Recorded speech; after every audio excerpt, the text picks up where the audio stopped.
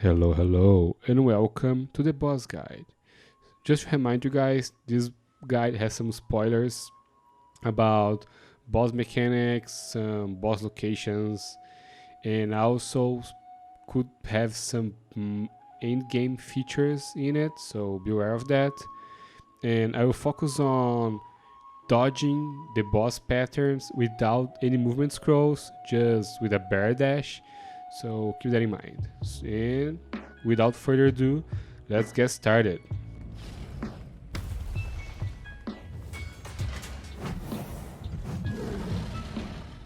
The first boss is Luhu. As most enemies in the game, his weak spot is in the head. If you watch my beginner's guide, you know that to do some extra damage to the boss in the first phase, you have to do some shock damage to remove all the barrier, and then burn damage to have some extra damage to the flesh. Keep that in mind. The main strategy to this boss is to keep some distance so we can think and react in time. And always keep strafing so we can avoid his projectiles. So how to dodge the big rock? The big rock is really easy to dodge. You just need to keep your eye in a red circle in your feet. When the red circle appears, just choose one side, left or right, and dash away. For the army shot, you just need to keep strafing, and when he raises his arms to shoot at you, just keep in the same direction and do a dash movement. If you stay far away from the boss, usually you don't even need to dash to avoid that. To dodge the leap attack, if you have some distance, the leap will not even get to you, but if you're close enough, you need to dash sideways, or for the left, or to the right when he's midair. One thing to notice is that you can't go under the leap, you're gonna get stuck in an invisible wall. And one thing, if you are the cat, one thing to keep in mind is that you can stun the boss in midair in the leap, and he will just fall flat in the same position. In this arena, there are two pillars that you can hide behind them. These pillars will provide some cover for projectiles of the boss, and in some cases, the boss will just get stuck in the middle of the leap, unable to get you. So use with caution. But beware that if the pillars get too much damage, the pillar will just shatter and you have no cover at all.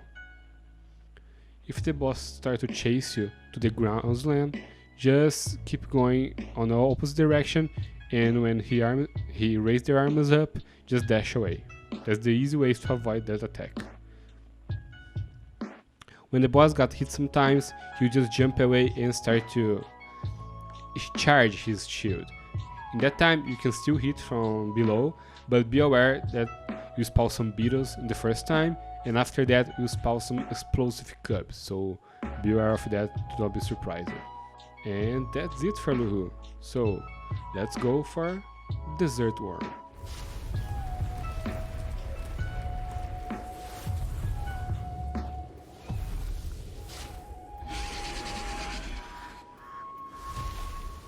So let's start with the weak spots. In the first phase, the weak spot is the mouth of the desert worm, and in the second phase is the tail. Be aware of that. So, as Luhu, the best element you can start the fight is using corrosion damage to destroy the armor, and after that you can start with burning damage to burn the flesh. In the first phase, the boss just have a laser beam attack that will start from the left or right on the screen. So to avoid run into the inside the laser beam when strafing, just stay still in the middle of the screen, look into the mouth of the desert worm and shooting. After he decides what side he will start the laser, just go for the opposite side and do one dash. That should be enough to avoid the entire laser, and keep repeating the process. If you take too much time in this phase, the desert worm will spawn like 3 red minions that is not much of a threat, and you can kill it with a single shot with your foundry. After the first phase, the boss will start to hide in the sand from time to time. Every time he does that, he will spawn some, in this order, coyotes, then more coyotes, then we start to spawn fire lizards, and then for the final spawn that we will repeat until the end of the boss is fire lizards with desert worm. so be careful with that. When diving into the sand, you can still shoot the boss in the back, but be aware that the boss will just spawn below you and do some really good damage. So to avoid that, just keep going from one direction, and when you see the red circle, just like the Hulu, just dash away. After swimming the sand, the boss will spawn his tails and start with two different attacks. A sand wave that will do a lot of damage. In the beginning it's just one sand wave, but after the boss gets little health, he starts to do 3 sand waves in a row. Keep in mind that you can avoid the sand waves just staying in place and jumping. You need to jump forward or backwards to avoid all the 3 sand waves, and they do huge damage, so be careful of that. The other attack is some corrosion spheres. So you can just avoid the corrosion spheres running around the tail. That's really easy, but if you want to be sure you're not getting any corrosion spheres near to you, you can shoot them in midair. And that's all for the Offspring boss.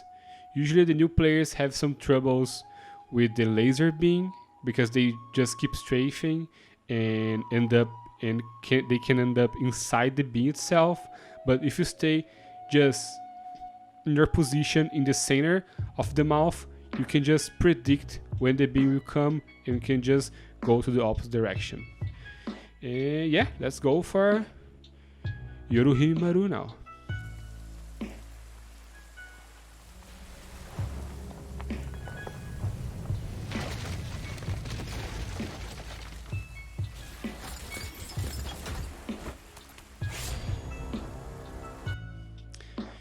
Yoruhimaru, the last boss of the game and the most deadly of all.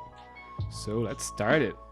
In the first phase, the boss starts to shoot cannonballs at you.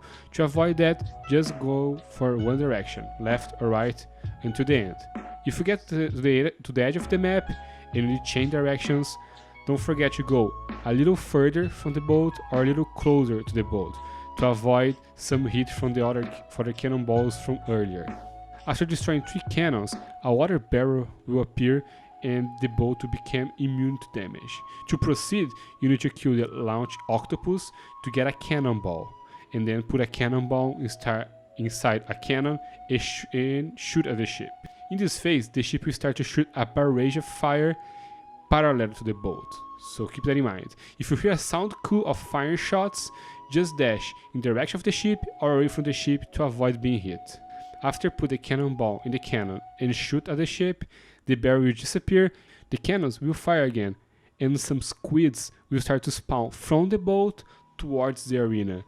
And they have some corrosion effect and slow, and that could kill you really fast. So you need to kill them before that, or in midair, or after they arm. But be careful to not step inside the area, because the area is pretty big, so be aware of that. After destroying all the cannons, the same water barrier will appear again and will spawn 1 launch octopus again with a cannonball and 2 catfish warriors with a continued barrage of fire. If you take too much time to kill them all, 2 catfish warriors will spawn from time to time. Be careful with that. After killing the launch octopus, getting the cannonball and shoot at the water barrier, the big head phase will start. And that is the most deadly phase of all. A big cannon will start to shoot at your direction from above. The damage of that cannon is no joke, so you need to dash away as fast as you can, or destroy the projectiles in midair. But be aware, some squids will start to respawn again and could slow you drastically, so kill them all. One tip here is that you can lock the cannon for a few seconds with the energy orb, or if you have enough area damage in your weapon, you can destroy the cannonballs before they even reach midair, and still doing damage to the eye. After some shots, the water barrier will rise again with more catfishes, but now the barrage is kind of random. I cannot decipher the pattern itself, so be aware of your surroundings. Normally, the landmarks will appear close to each other with some gaps between them, and some areas have some huge gaps, so I couldn't make sense of that, but you can see here in the footage. So the same rule apply. Kill the launch octopus, get the cannonball, and shoot it again. So we finally get to the last phase. In this particular phase, the big head will start to shoot 2 to 3 cannonballs at the same time, and the barrage of fire will be double, so it's gonna be like 2 sound coups. But the same rules apply: dodge the barrage and shoot the eye. So that's it for Yorimaru. He is the toughest boss of all and have huge damage. And the first time you arrive the boss, usually you don't know the patterns or what the boss can do, and that's deadly most of the time. So I hope this guide will help you to get to the end of the game, and I hope you enjoy. So thank you for watching, give a like if you like, and comment if you have some pro tips, or if you want to ask some questions, just don't forget to comment. And I see you in the next video. Bye!